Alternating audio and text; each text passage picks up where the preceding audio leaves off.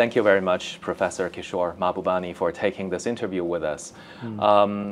Today, we'd like to start with some questions about China-U.S. relations, of course. Where are we in terms of this larger crisis right now, China-U.S. relations? For how long, how much longer are things going to get worse before we can see some hope of improvement? Well, it's very easy to answer your question as to how much longer is it going to get worse, because it'll be at least 10 to 15 years. Right. Because there seems to be a sort of a rock-solid consensus in Washington, D.C. that the U.S. has about 10 to 15 years to try and stop China from becoming the #1 economy in the world. Because the U.S. knows that once China becomes the #1, I mean, China's already #1 in purchasing power parity terms already, but once it becomes the #1 in nominal market terms, then I think the game changes. So there's no question that the U.S. doesn't want to become number 2 power in the world. And, you know, frankly, Joe Biden admitted it at one meeting where he said, you know, China wants to become the #1 economy in the world, and Joe Biden said, it ain't gonna happen on my watch. So he doesn't want to be the president at a time when the U.S. economy becomes #2. And I'm sure no U.S. president wants to be the president when the U.S. becomes the #2 economic power in the world. It'd be a huge blow to the ego and the standing of the United States. And no president wants to be remembered that his legacy was that he took the United States from #1 to #2. I emphasize all that to explain why the U.S. is going to go all out in the next 10 years to try and stop China in one way or another, which is why I can confidently predict that the contest will not decelerate but accelerate over the next 10 years.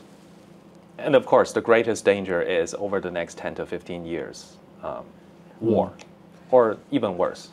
Well, fortunately, I'm reasonably confident that there'll be no war, because I'm sure that people in the United States have done some fairly rational calculations of what happens if there's a nuclear war. And in a nuclear war, there's no winner, no loser. They're just losers and losers. Now, even if China loses 30 to 40 cities, all the United States has to do is to lose 5 or 6 cities, the big cities, New York, Chicago, San Francisco, LA. If these cities are gone, where's the United States? So I think the Americans also understand that a nuclear war is something that should be avoided. But at the same time, one of the saddest things that's happened is that by applying so much pressure on China, the United States has forced China to think about, okay, what happens if we go to war?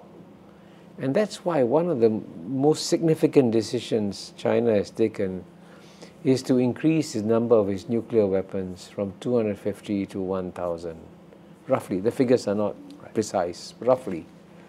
And that's probably a result of a calculation that China wants to send a clear message to the United States: don't even think about nuclear war, because you will lose as much as we will, right?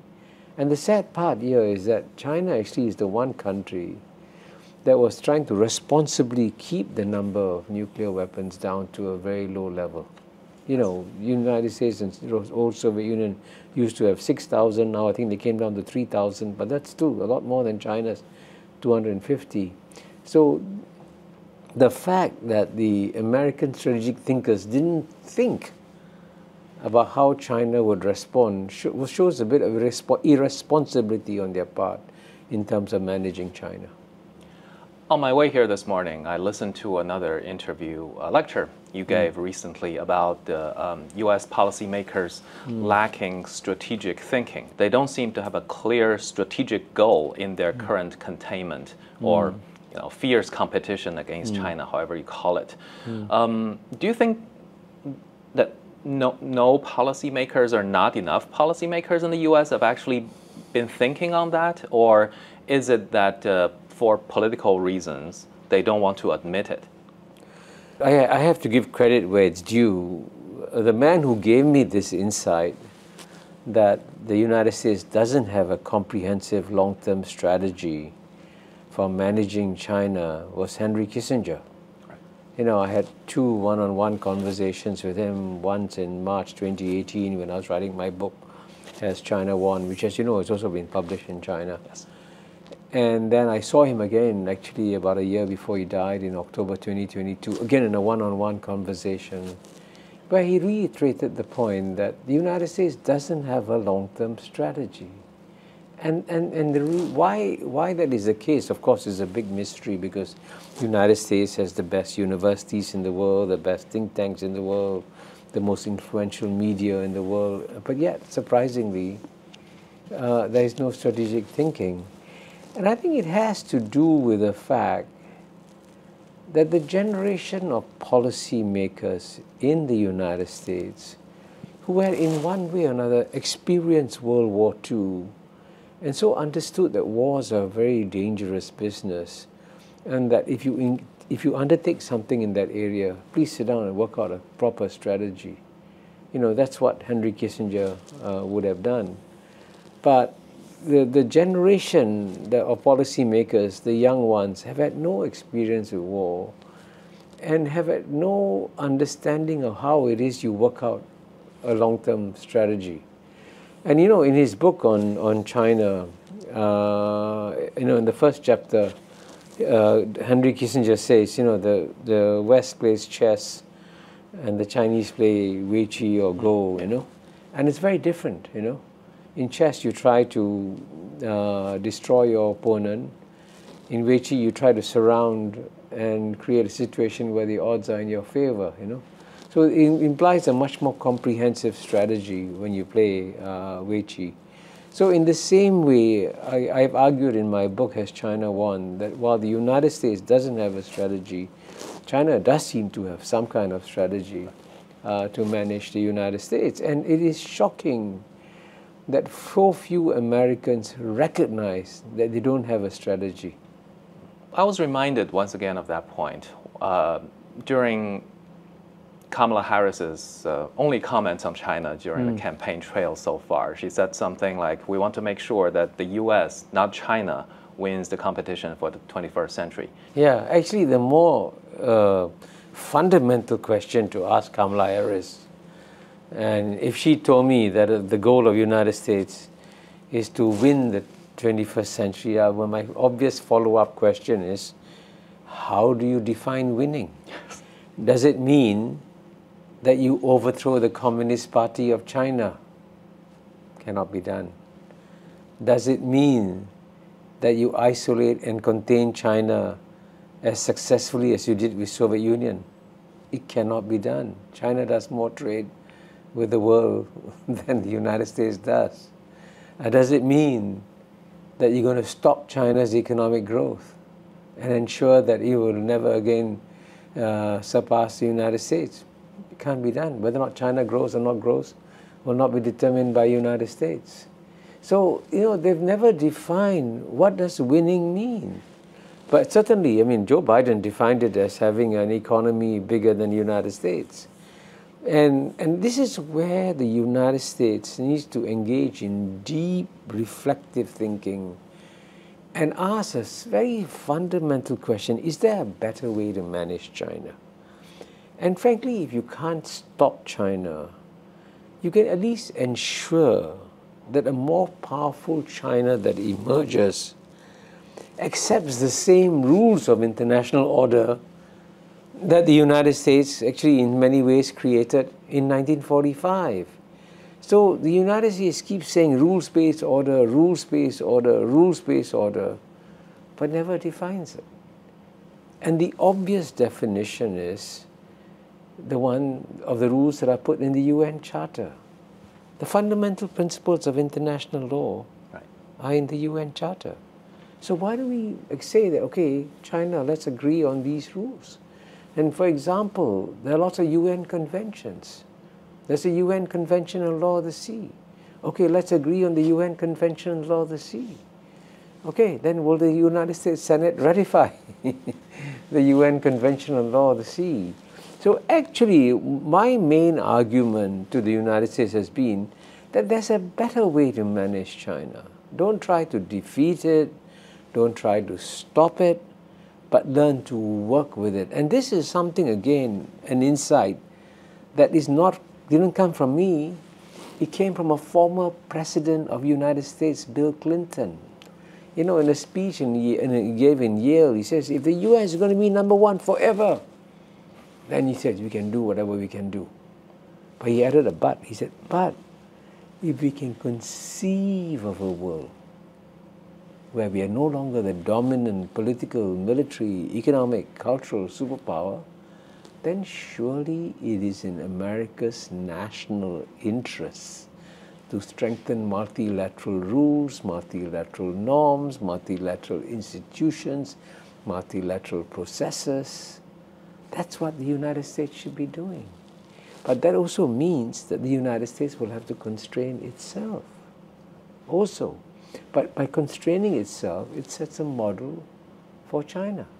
And that's a more intelligent way of managing China. And that's what I think, frankly, if Henry Kissinger were alive today, that's what he would be advocating too. On the other side, what's your take on Chinese strategic thinking about how to manage relations with the U.S. and where they see China in the world order to whatever degree they want to change or moderate this world order? What's your take on that? Well, I think there's no doubt that China has made mistakes too. Of course. I want to emphasize that China is not a perfect country. China is run by human beings. Human beings make mistakes. And for a while, as you know, there was this wolf warrior diplomacy. And, for example, for us in ASEAN, we do worry about Chinese assertiveness in the South China Sea. And so China as a bigger power has got to learn to show restraint in the South China Sea. But having said that it has made mistakes, there's also no question that it does have a long-term strategy. So, for example, in what was clearly a preemptive strike against a containment policy by US against China, China went out and increase its trade with the rest of the world. For example, in the year 2000, China proposed a free trade agreement to ASEAN. And that was actually quite shocking because ASEAN was created as a pro-American organization. And in fact, when ASEAN was created, China and Soviet Union denounced it as an imperialist pro-American organization. And yet, despite that, neither United States, nor Japan, nor Europe, nor Australia, nor New Zealand proposed a free trade agreement to ASEAN. China was the first. And this is very important. That shows long-term strategic thinking. The Chinese anticipated that Southeast Asia could be used as a base for containing China. So the way you ensure it's not a base is that you increase the trade between Southeast Asia and China so much that Southeast Asia cannot contain China. And sure enough, trade between Southeast Asia and China went up from 40 billion in the year 2000 to 975 billion in 2022. That's shocking, That's the biggest increase I think, in history in some ways. So, but that shows a policy. And similarly, take Brazil, for example. Brazil is far away, much closer to the United States than it is to China. But even with Brazil, in the year 2000, it took Brazil 1 year to export $1 billion to China. Now it takes Brazil 60 hours to export $1 billion to China. So you think Brazil will join a containment policy against its big export market? Obviously not. So that shows strategy on the part. And I would also add the Belt and Road Initiative, which has had ups and downs here and there, but by and large, 140 countries signed up for it. So there are many things that China is doing that shows a systematic long-term policy of ensuring that it retains a lot of friends and connections in a world in such a way that it's impossible for the United States to contain China. You mentioned the next 10 to 15 years of continued downward spiral in relations between China and the U.S. What are some of the miscalculations and misjudgment that both sides could still make during these next 10 to 15 years that could potentially get things worse or out of track or bring the two countries to the brink of hard war? There is frankly only one issue that can start a war between US and China, and that's Taiwan. So if the United States in any way supports independence for Taiwan as an independent nation state, then there's a very high possibility of war. And to me, what worries me is when, soon after Mike Pompeo stepped down as Secretary of State of the Trump administration, very soon after stepping down, he went to Taiwan and he gave a speech which was quite dangerous, saying that the United States should recognize Taiwan as an independent state.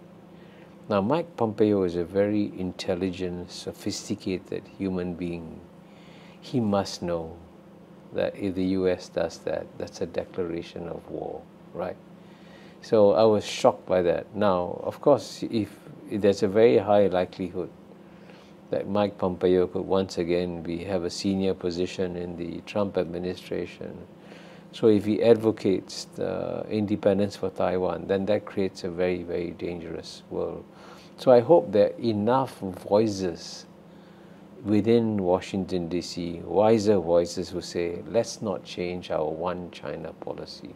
So in that sense, would the Democrats actually be viewed, at least by China, as potentially more rational than the Republicans, and therefore there might be a preference? That's what's been discussed these days.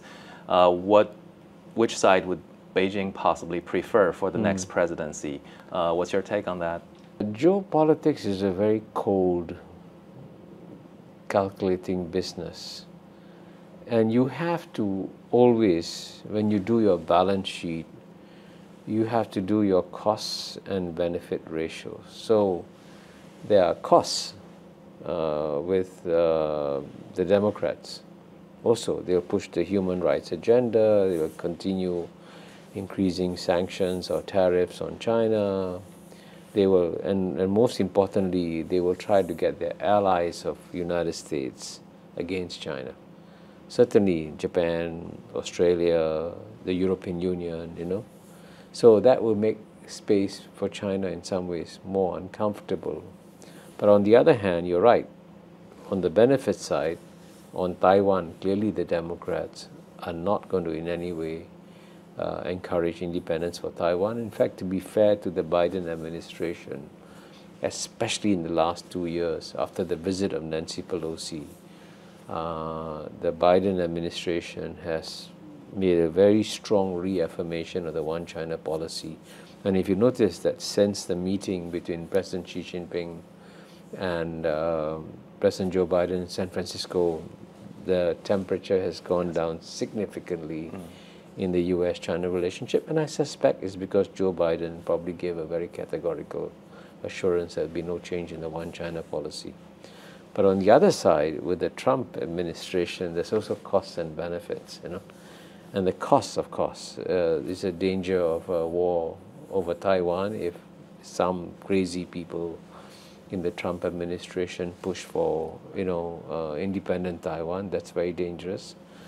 But if that doesn't happen, there'll be lots of benefits of the Trump administration because he will alienate the allies of the United States. He will insist that Japan pays more. He'll insist that South Korea pays more. Even Australia should pay more. And he will alienate the European countries. And China has been trying to persuade Europe to act as an independent, strategic, autonomous actor in the US-China competition. The Europeans have drifted closer to the United States post the Ukraine war. But if Trump stops the Ukraine war or says, I'm not supporting Ukraine anymore, and the Europeans get disillusioned, then there are opportunities for China. So it's a very complicated story. And there are lots of little things, lots of moving parts. So it's not so clear that the Democrats are necessarily good for China or that Trump is necessarily bad for China. It depends on lots of factors. Right. Also on Taiwan, what do you make of the theory that's been thrown around a lot about 2027? I don't believe it at all. I mean, it is not in the Chinese nature to be reckless and stupid. And, and in fact, if you read, again, Henry Kissinger's book on China, he opens chapter 1 and talks about Sun Tzu. And Sun Tzu says the stupidest way to win a war is by fighting it. The best way to win a war is by not fighting it. And surely China understands that the best way to win Taiwan is not by invading it, but by growing its economy so large that the rest of the world will tell Taiwan, my relationship with China is so important, sorry, goodbye Taiwan. And then Taiwan will fall like a ripe fruit onto the laps of China. So there is a possible peaceful strategy that will work for China. So why start a war?